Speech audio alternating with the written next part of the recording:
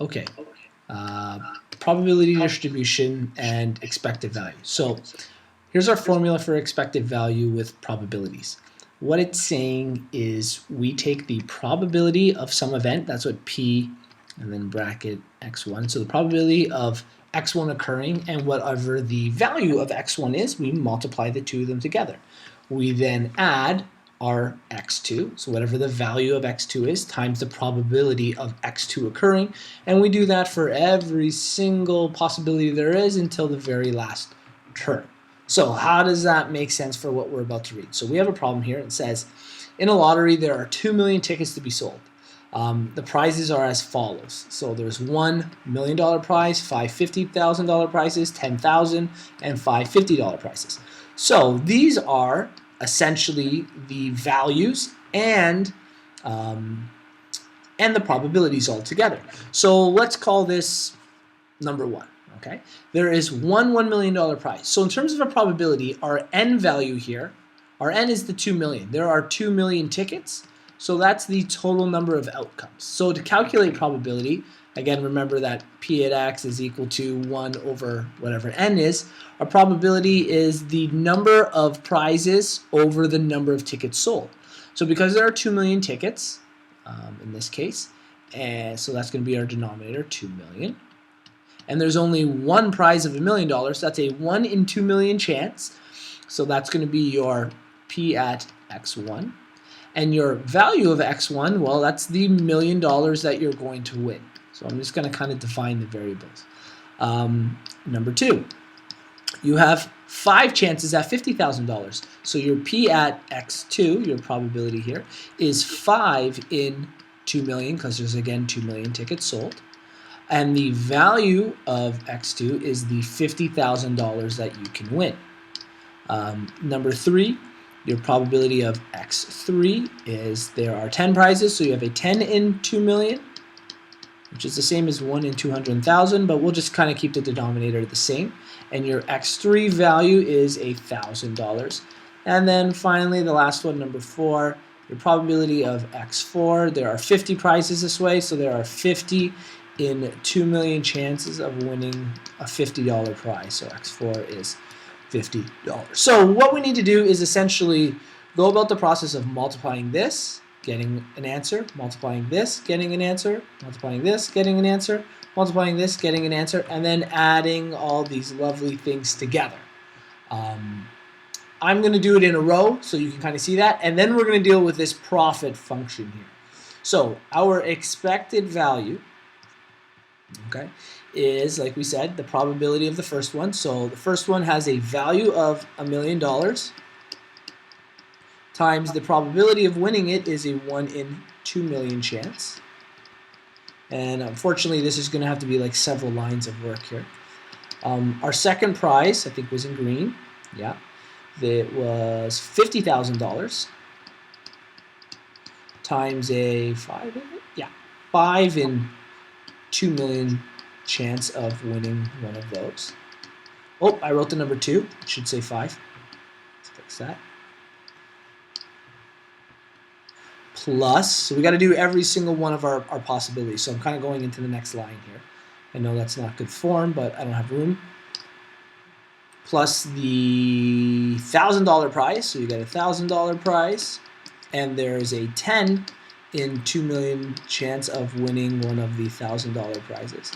And then finally, the last one, it's $50 prizes, and there are 50 chances at $2 million for winning those. Okay, I'm going to keep working in fractions here. It's just going to be easiest for me. That way I have to use a calculator a lot less, but you can follow along with your calculator if you like. 1 million times 1 is 1 million. So 1 million over 2 million is the same as 1 over 2. So I'm just going to write that as 1 over 2. So I multiplied that together, which is 0.5. For green, 5 times 50,000 is 250,000. Let me write this out. 250,000 over 2 million. I can get rid of a whole bunch of zeros. There's 1, 2, 3, 4 zeros. So 1, 2, 3, 4 zeros. I'm now left with 25 over 200. 25 goes into 200.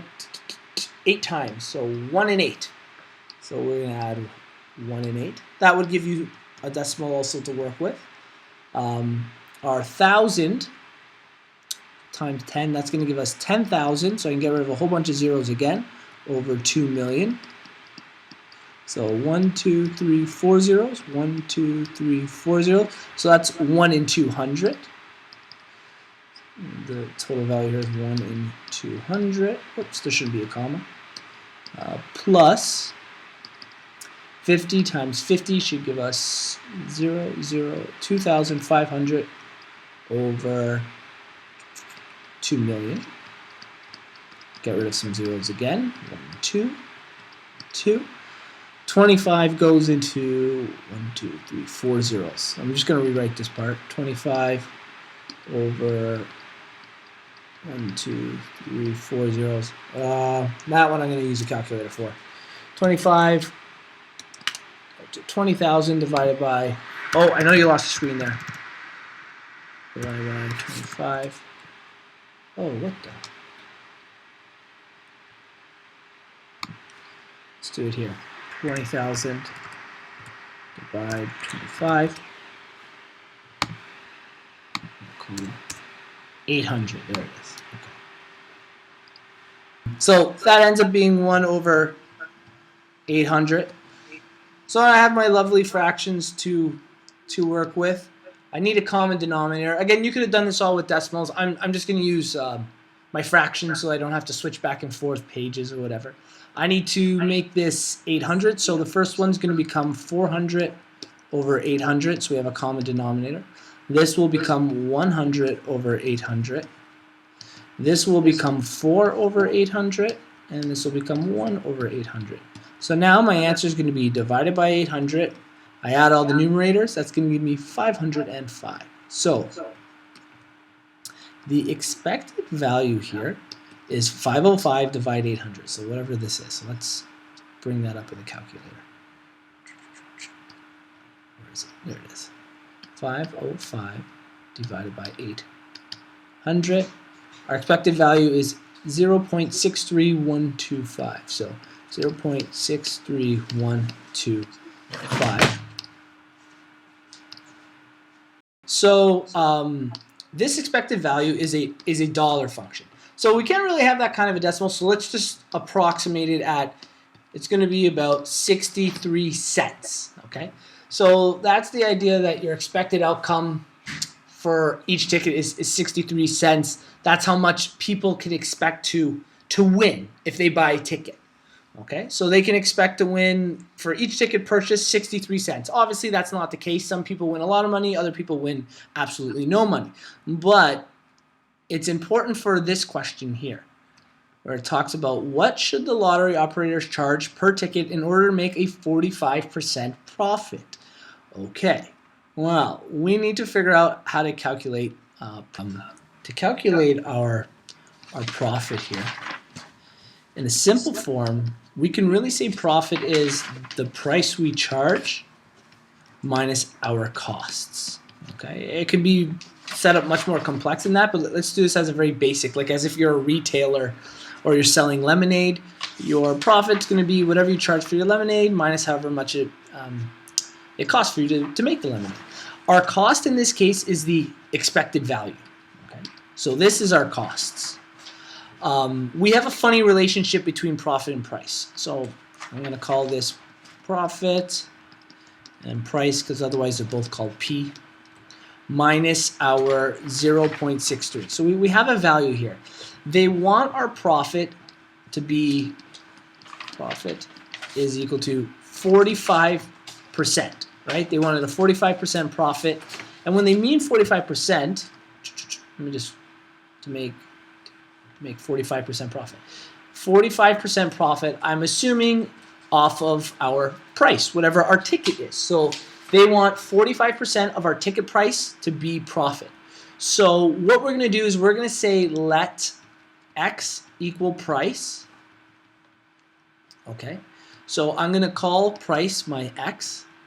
We already know my cost is 0.63. And our profit is essentially that X value times 45%. So it would be x times 0.45. I just have to convert it to a decimal. Okay. So this is the formula we're going to build to go through this, and we need to isolate for x in this case. Okay. So the easiest way to probably go about isolating for the x is I'm going to move my x to the other side of the equation so that my coefficients and my x variables are on one side and my constants are on the other. So I'm going to have 0.45x subtract, and there's technically a 1 in front of that x, so think of it like subtract x or subtract 1x is equal to our 0.63. I'm going to write the rest in black now. Okay. So now we just focus on the coefficients of x. I'll write the 1 in there so it's a little easier to understand. But we're taking 0.45 and subtracting 1 from it. So it's going to get negative 0.55x is equal to negative 0.63. Okay? And then to isolate the x, we're just going to divide both sides by negative 0.55. Negative 0.55. And what are we going to get? Well, we'll get a negative divided by a negative is a positive, and we'll use our handy calculator here. Our price needs to be $1.14.5. $1.14.5, which doesn't make sense, so we're going to approximate it to be, because we're greedy, we want more profit, 1.15. So our price is going to need to be $1.15 in order to guarantee that we'll get a 45% profit off of that price after we've given out all the winnings from this lottery.